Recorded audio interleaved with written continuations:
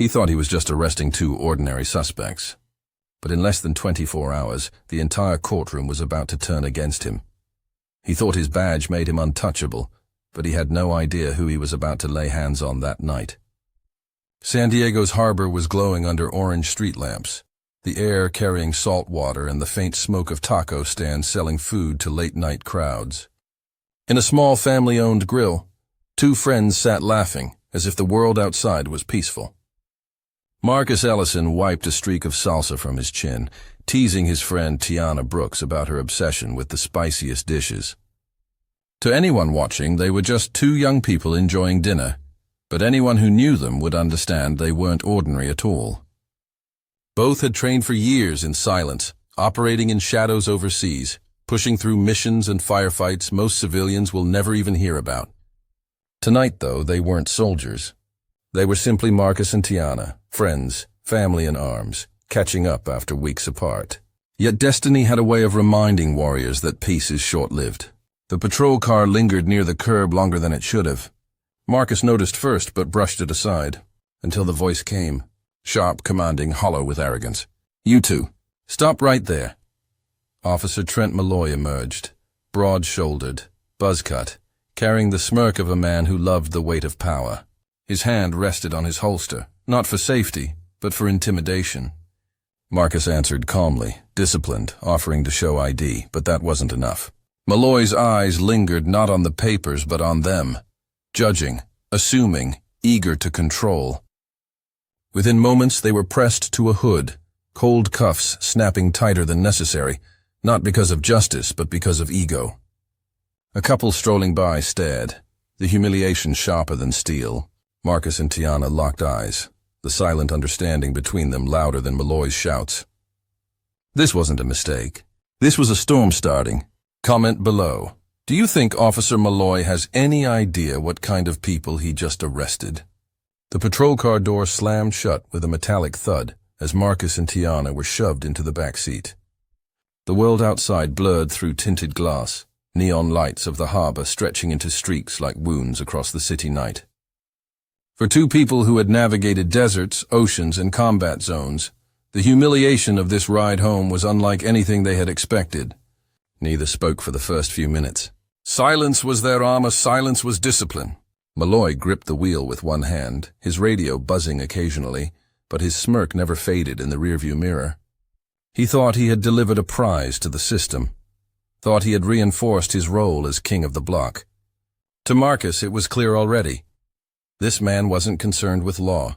He was concerned with control. Tiana leaned slightly toward him, whispering sharp and steady.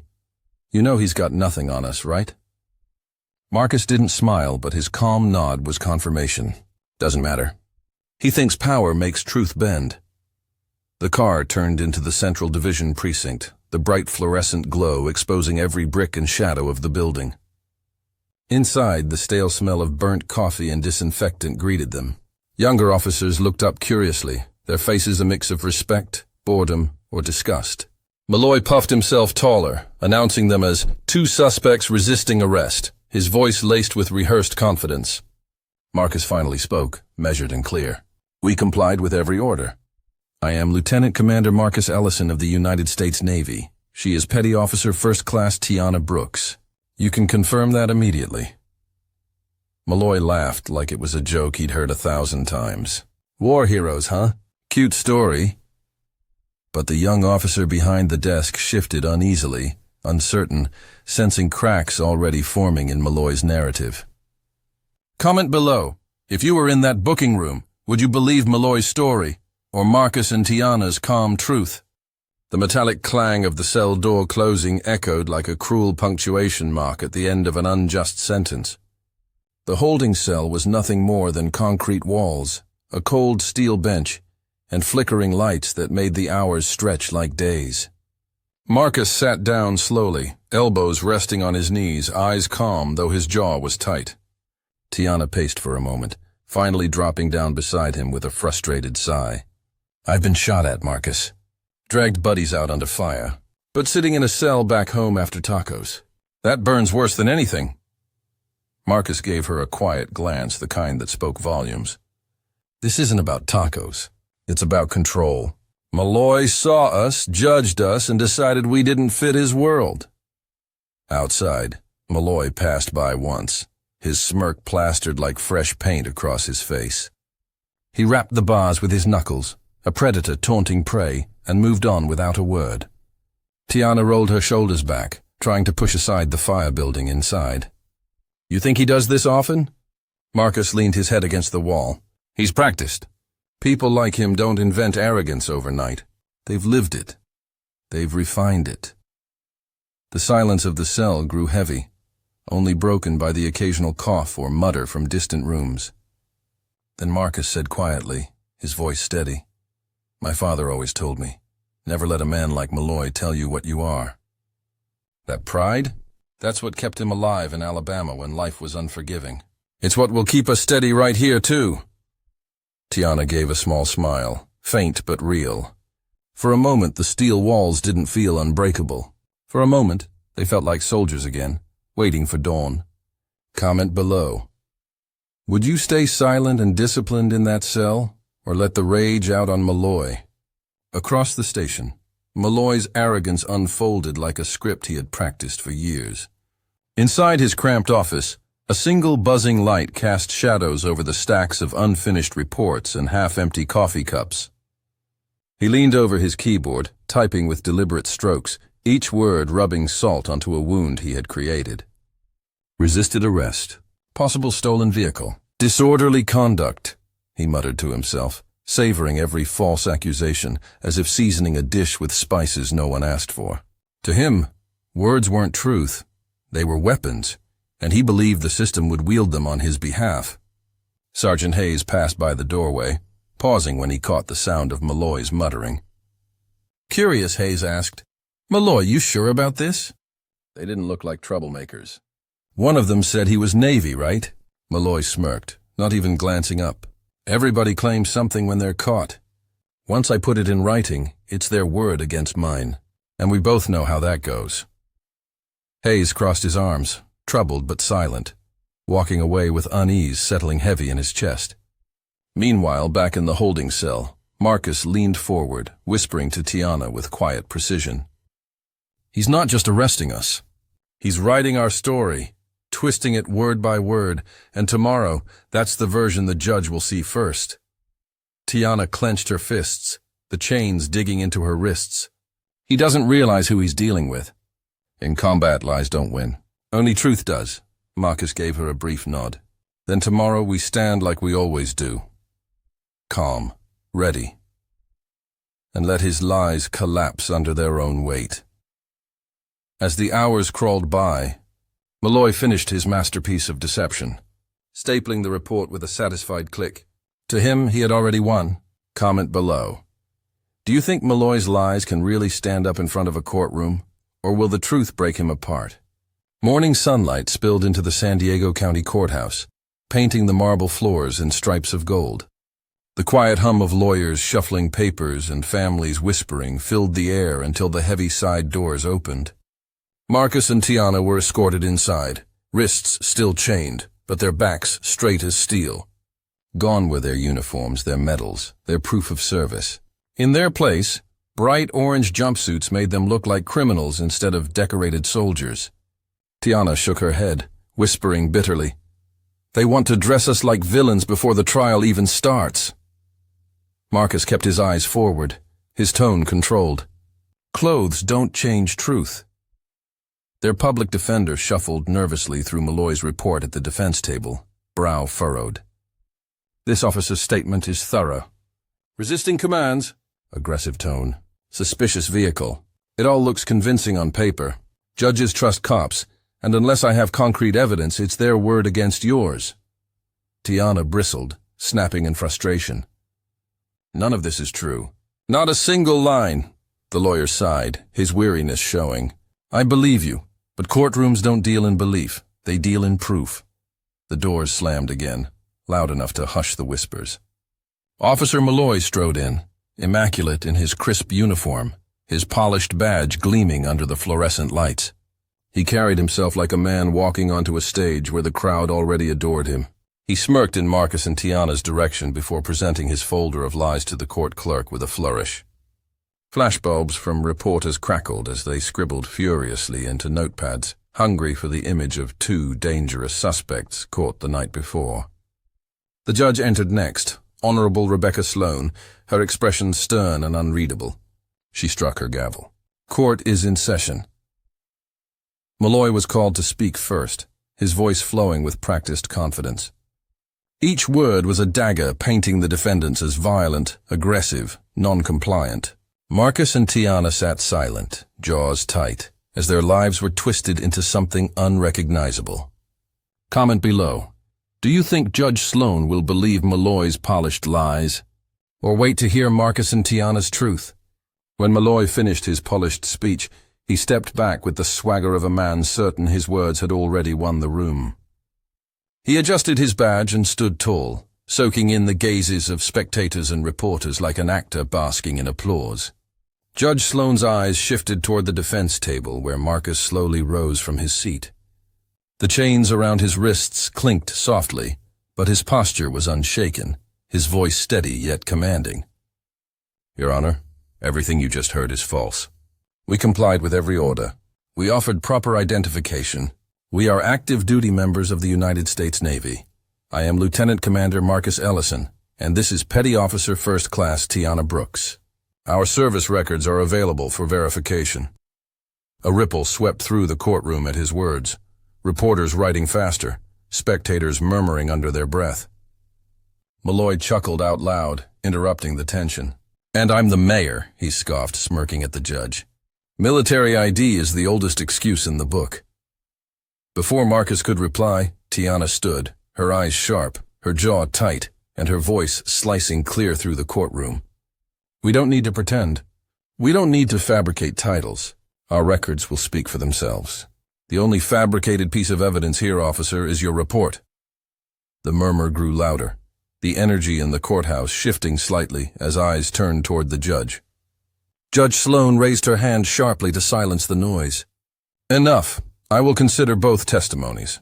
Officer Malloy, you will provide evidence in detail. Defendants, any documents that confirm your service should be presented as well. This court deals in facts, not pride. Malloy nodded smugly, certain his report would outweigh anything they had. But Marcus and Tiana exchanged a glance, both holding the same thought. Truth has a way of breaking cages. Comment below. If you were sitting in that courtroom, whose words would you believe? Malloy's confidence or Marcus and Tiana's calm truth? The courtroom buzzed with tension, murmurs rising like waves against the walls as the weight of accusation hung heavy over Marcus and Tiana. Malloy leaned casually against the witness stand, smirk intact, as if convinced this performance was already sealed in victory. Judge Sloane flipped through his report, her expression unreadable, while the defense table sat quiet, the 2 Navy SEALs holding their composure despite the heavy chains on their wrists.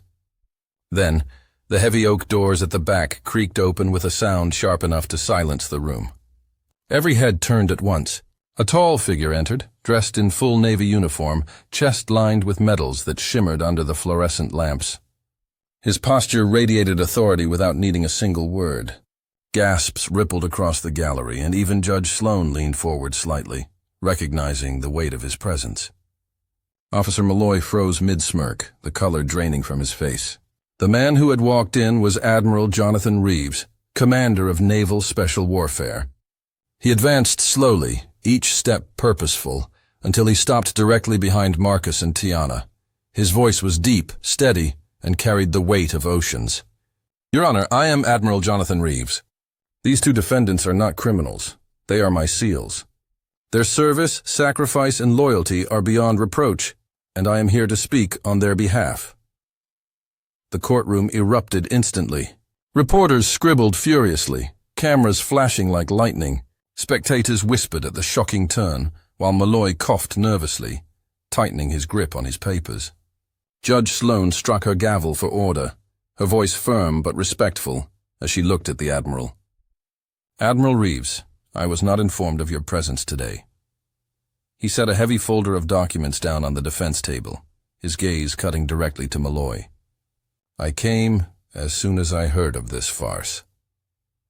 Comment below.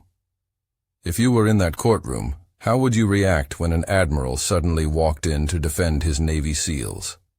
The room that moments ago belonged to Malloy's swagger now shifted entirely, as if gravity itself had chosen a new center. Admiral Reeves stood tall, his presence so commanding that the entire gallery seemed to lean toward him without even realizing it. He tapped the folder of records with one purposeful hand before addressing the bench again. Your Honor, in this folder you will find verified commendations, service histories, and mission records for both Lieutenant Commander Marcus Ellison and Petty Officer First Class Tiana Brooks. These are Americans who have risked their very lives in service to this country. They are trained to maintain discipline under extremes that most could never fathom. I will not stand by and watch them slandered by fabrications. Judge Sloan narrowed her eyes, studying him intently, and then turned toward Malloy. Officer Malloy, the Admiral's words are powerful, but I require clarification. Your report describes these individuals as hostile and non-compliant. Care to explain why your account depicts them so vastly different from the records presented here? For the first time, cracks appeared in Malloy's polished confidence. He shifted on his feet, clutching his papers tighter. Service records don't erase what happened, Your Honor. They resisted my commands. They made a scene. They acted suspicious around that vehicle. Reeves turned his head slowly, his tone steady but sharp as a blade. Suspicious, officer. Marcus Ellison is known across operations as the man who de-escalates chaos without violence. Tiana Brooks has been honored for saving lives precisely because of her composure. You suggest that two of my finest suddenly lost control over a simple neighborhood stop? That strains belief and smells of something else. A hush swept through the room, Malloy's confidence visibly draining as beads of sweat formed along his temple. Comment below. Do you think Malloy can keep lying under this kind of pressure? Or is the Admiral about to bury him with facts? Judge Sloan leaned back in her chair, her fingers drumming lightly on the bench as the weight of Admiral Reeves's words hung in the air. The silence was thick, every spectator holding their breath. Then Reeves spoke again, his voice calm but carrying the weight of inevitability. Your Honor, I anticipated resistance to truth. That is why I already submitted an evidence request through Navy channels. Delgato's Grill, the location where this supposed altercation occurred, has security cameras installed.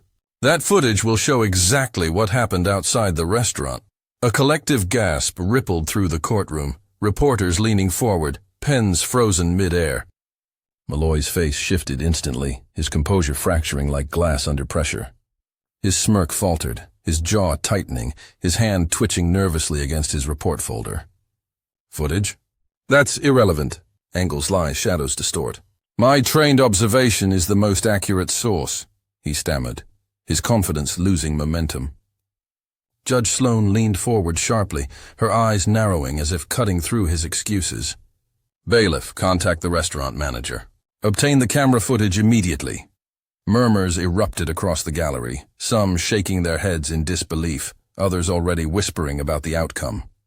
Malloy swallowed hard, his voice desperate now, the arrogance replaced with cracks of fear. With respect, Your Honor, footage can't always be trusted.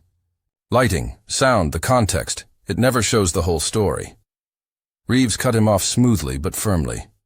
On the contrary, officer, what truth fears most is evidence. You can twist words, but you cannot twist the lens of a camera. Marcus and Tiana exchanged a glance at the defense table, their lips tight, but their eyes alive with quiet hope. For too many hours they had been bowed beneath Malloy's fiction, but now the truth had a chance to roar. Comment below. What do you think the security footage will reveal? Malloy's version or the Navy SEAL's disciplined truth? When the courtroom monitor flickered to life, the entire room held its breath. The footage from Delgato's Grill loaded, the grainy image capturing Marcus and Tiana stepping out of the restaurant, laughing lightly, utterly relaxed as they walked toward Marcus's truck. The crowd leaned forward as Officer Malloy suddenly appeared in the frame, approaching with hand already on his holster. His body language was aggressive, voice raised even though the scene was calm. The video showed Marcus slowly reaching for his wallet, clearly offering identification, when Malloy shoved him hard against the truck. Gasps filled the courtroom as the screen clearly displayed Marcus's compliance and Tiana's raised hands, a gesture of someone following orders, not resisting them. Malloy's rough cuffing of Tiana drew murmurs of disapproval. There was no aggression from the defendants, no raised voices or defiance, only submission answered with force. The tension was electric, every second of the tape dismantling Malloy's carefully woven story. Judge Sloane's lips pressed into a thin line as her gaze drifted back to the officer, now pale and sweating. Reeves remained perfectly composed, his eyes locked on Malloy like a hawk marking prey. Malloy tried to speak, desperation in his uneven voice. That doesn't show everything. The angle doesn't capture how threatening they looked. I know what I saw. His words only made the silence in the room heavier, exposing the cracks of a man unraveling. Tiana leaned forward, her voice sharp and clear for the first time since the arrest. Threatening? We laughed after tacos, officer. That was our crime. Marcus added, calm but cutting. What you wrote wasn't a report. It was fiction.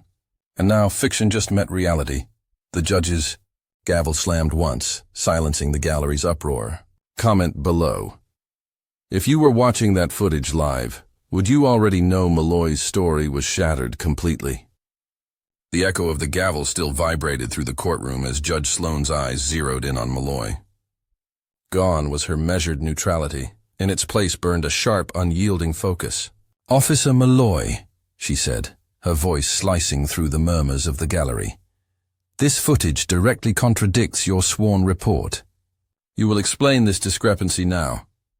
Malloy's throat bobbed as he swallowed hard, struggling to find words. His old smirk was nowhere to be found. In its place was a twitching jaw, sweat forming at his temple. Your Honor, I reacted to a perceived threat. They looked suspicious. Their behavior escalated. But Judge Sloane raised a hand, cutting off his excuses. Enough. What I see here is not suspicion. It is compliance by the defendants and excess by the arresting officer. This is a blatant misuse of authority. The crowd erupted, reporters scribbling like mad, cameras flashing rapid bursts, eager to capture the sight of a once confident cop unraveling. Reeves stepped forward slightly, his calm voice carrying more weight than a shout. Your Honor, this isn't simply an error in judgment. This was deliberate. He weaponized his badge for power, not justice. Malloy snapped back desperately, his voice cracking. That's not true. I did my job. You don't understand. Suspects lie. Criminals lie. The irony of his words struck like thunder, and laughter rippled faintly through the back of the gallery. Two bailiffs stepped closer on Judge Sloane's signal, their boots firm against the marble floor. Officer Malloy, until a formal investigation concludes, you will be held. This court does not tolerate perjury, nor abuse of power. The bailiffs gripped Malloy's arms as he struggled weakly, shouting, You're making a mistake. I was protecting the city. But those words no longer carried authority. They carried only defeat. Comment below. Should Malloy face prison time for his lies, or does losing his badge forever already count as justice?